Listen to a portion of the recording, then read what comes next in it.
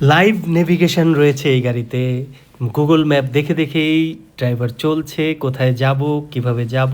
বড় infotainment screen রয়েছে যেখানে 360 ডিগ্রি ক্যামেরা রয়েছে, ডিজিটাল ড্যাশবোর্ড ক্লাস্টার রয়েছে, হেডস আপ ডিসপ্লে রয়েছে এবং এখানে ওয়্যারলেস চার্জার রয়েছে, ডুয়াল জোন ক্লাইমেট কন্ট্রোল এবং সবচেয়ে বড় কথা রিয়ার এসি ভেন্ট এবং প্যানোরামিক সানরুফ না থাকলেও এখানে ডায়মন্ড কাট, একটা অ্যারিস্টোক্রেট গর্জিয়াস সিলিং ছিল, খুব প্রিমিয়াম লুক ছিল এবং লেদার সিটের গাড়ি এবং সিটের সিটের মাঝখানে আর্মরেস্ট, কাপ হোল্ডার সহ। এবং এই গাড়িতে আমরা দেখেছি কিলেস এন্ট্রি, অর্থাৎ চাপ দিয়েই চাবি ছাড়াই চাবি পকেটে রেখেই গাড়িতে ঢোকা যায়। 360 ডিগ্রি ক্যামেরা তো ছিলই এবং এই গাড়ির টেলগেট পাওয়ার টেলগেট ছিল, অর্থাৎ গাড়ির পেছনের ব্যাগডালা সুইচের ভেতর থেকেই সুইচের মাধ্যমে ওপেন করা যায়, যেটা আমি দেখেছি হোটেলে আসে গাড়ি পৌঁছার পরেই ড্রাইভার সুইচ টিপে ব্যাগডালা ওপেন করে দিয়েছিল লাগেজ ভেতরে প্রবেশ করানোর জন্য।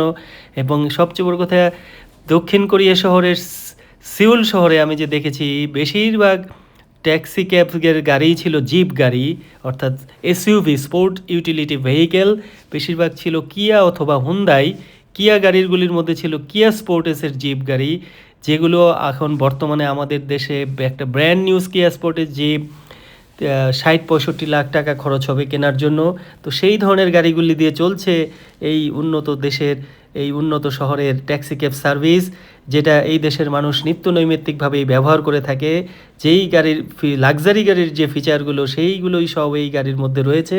আসলে উন্নত দেশ আমেরিকা, সব দেশেই আমেরিকার তে আমি দেখেছি টেসলা গাড়ি দিয়ে ট্যাক্সি ক্যাব সার্ভিস চলছে। প্যানোরামিক সানরুফ তো খুব কমন ব্যাপার একদম।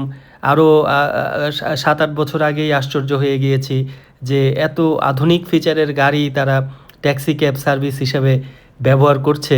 তো সিউল শহরও আমাদের বর্তমান বিশ্বের এই যে দক্ষিণ কোরিয়া একটি অত্যন্ত উন্নত দেশের রাজধানী শহর, তো সেখানকার এই ট্যাক্সি ক্যাব সার্ভিসও স্বাভাবিকভাবেই আশা করেছিলাম যে উন্নত দেশের মতোই হবে।